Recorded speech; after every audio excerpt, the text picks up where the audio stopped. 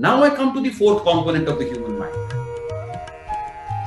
This is the most important component which people miss usually for a lifetime.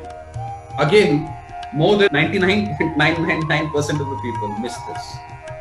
Very few people actually manage to touch this dimension of life. This is called peak intelligence.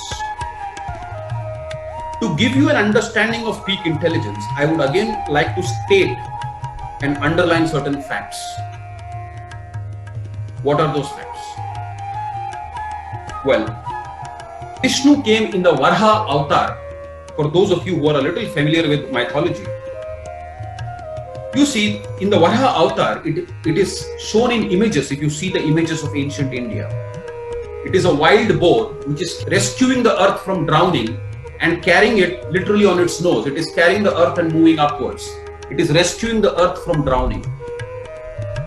Now I want to ask all of you a question. How did those people so many years ago,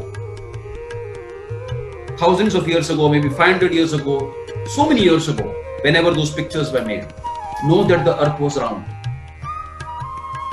Western scientists have found out in the last 50 years, when they sent satellites to space and clicked pictures from there, they found that the earth is round.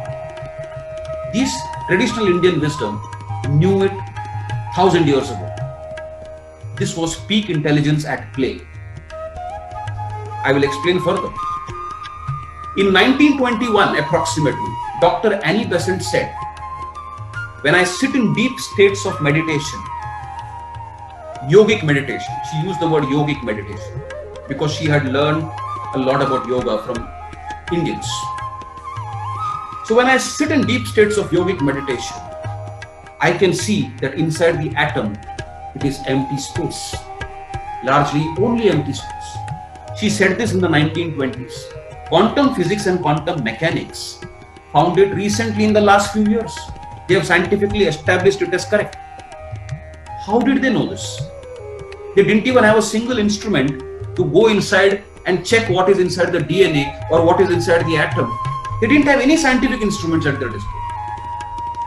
NASA scientists have confirmed that the sound made by the sun is Om. Recently they have confirmed. And a lot of people at NASA are clearly not Indians or are not aware of Indian wisdom. Traditional Indian wisdom has said again 500,000 years ago, we used to do Om then, and the Om was meant as a salutation to the sun. It was our way of saying to the sun, we recognize that we exist on this planet because of you, and we are one with you, and we express our gratitude to you. How did they know that the sound made by the sun was Om?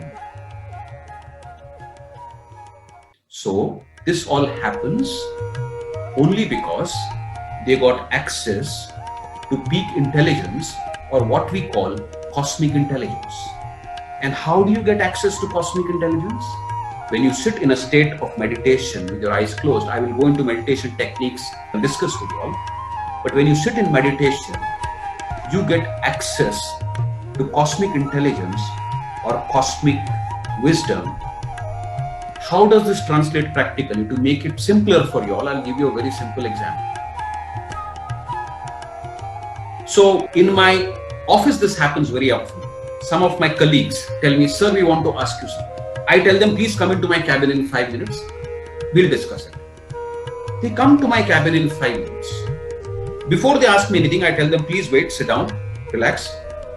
On a piece of paper, I write down what they want to ask me. I write it down on a piece of paper, cover it with a book.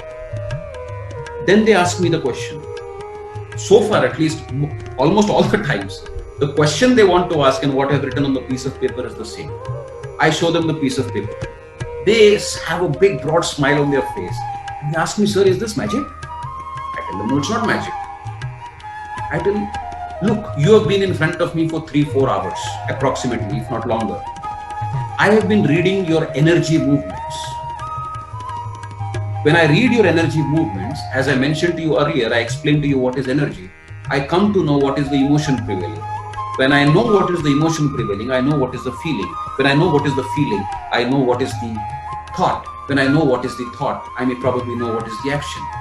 It's as simple as that. So I am trained to read the energy layers not trained. In fact, I am always working at reading the energy layers.